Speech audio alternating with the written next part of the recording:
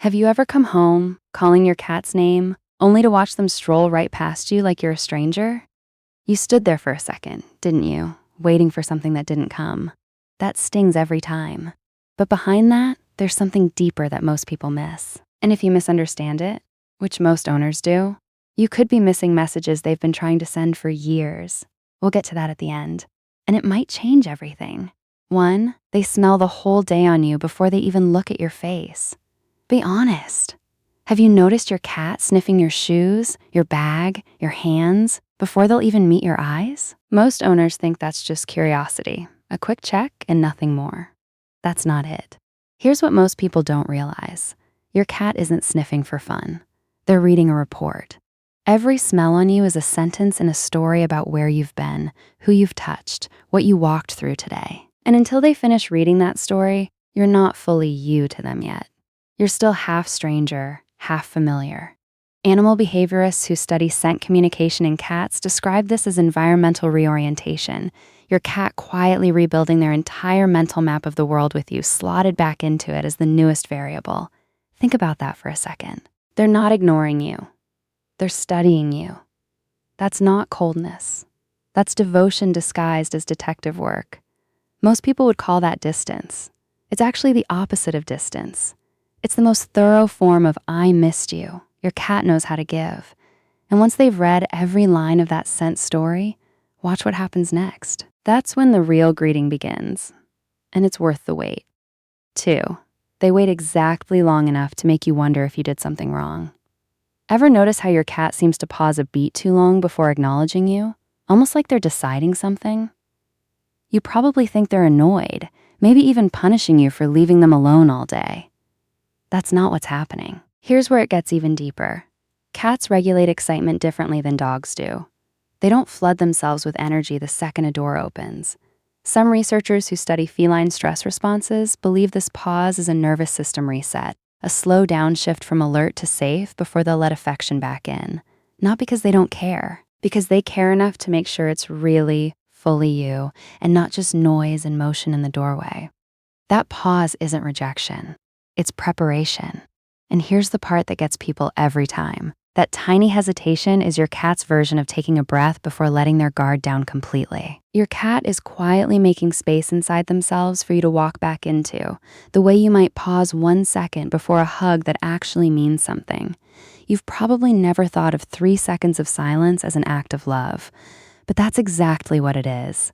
3, they let you walk away first before they come find you. Have you ever noticed your cat doesn't beg at the door, doesn't cry, doesn't chase you down the second you're home? Most owners read that as indifference, proof their cat just doesn't need them the way a dog would. But here's the thing, wait until we get to number 6, because this one connects directly to it. That's not indifference, that's confidence in the bond. Researchers studying attachment across species have found that securely bonded animals don't panic when a caregiver is briefly out of reach, because something in them trusts the relationship will simply hold. Insecure attachment looks like clinginess and panic. Secure attachment looks like quiet, calm waiting. Your cat isn't ignoring you because they don't need you. They're ignoring you because some small, instinctive part of them has never once doubted that you'd come back, no matter how long you were gone. That's not nothing. That's one of the deepest forms of trust an animal can offer another living thing. Let that sink in for a second, because it changes how every cold shoulder looks from here on out. And hey, if this is making you see your cat differently right now, hit that like button and subscribe. That's how we reach more cat owners who actually want to understand what their cat has been trying to tell them. 4, they rub against everything except you, at first. You've seen it. They come in, brush the door frame, the table leg, the couch corner, and you're standing right there with your hand out, waiting for your turn. Most owners assume they're being snubbed, like the furniture suddenly matters more than they do. That's not it. Here's what most people don't realize. Cats deposit scent through facial glands to mark what feels safe and familiar, and after time apart, even your own living room has gone slightly unfamiliar to them. That's not them snubbing you. That's them rebuilding what home smells like, as fast as their small bodies know how. Think about what that actually means. They need the whole room to feel like you again before they can fully relax into being near you. Once the room smells right again, you'll notice it immediately.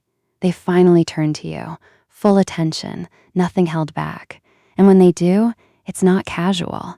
It's the green light you've been waiting for since you walked in. You didn't lose their love for those first 60 seconds. You were just watching them rebuild the room around it. 5, they get weirdly hyper instead of affectionate. Be honest. Has your cat ever home greeted you with a wild zoomie across the living room instead of a slow blink cuddle? You probably laughed it off, or maybe worried something was actually wrong with them. But here's the thing. That burst of energy is overflow. Built up feeling with absolutely nowhere else to go. Behavior specialists who study arousal in domestic animals call this trigger stacking, when anticipation, relief, and excitement collide all at once and spill out as motion instead of stillness. That's not them avoiding you. That's them not knowing how to hold all that feeling still in one small body. Here's the part most owners never connect. That wild lap around the room is the same nervous system that missed you, just with nowhere gentle to land yet. Give it a minute. The cuddles come right after the chaos, every single time, like clockwork. That sprint across the room isn't them ignoring how much they missed you. It's them not knowing what else to do with all of it. 6, remember earlier when I said this would change everything? Here it is.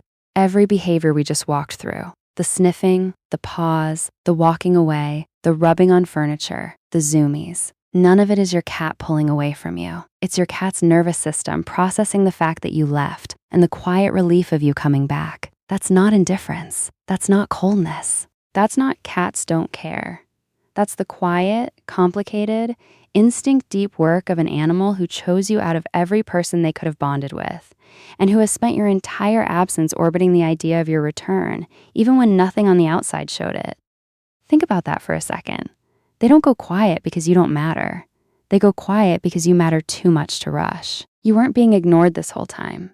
You were being processed, prepared for, and quietly waited on by someone who never once forgot you.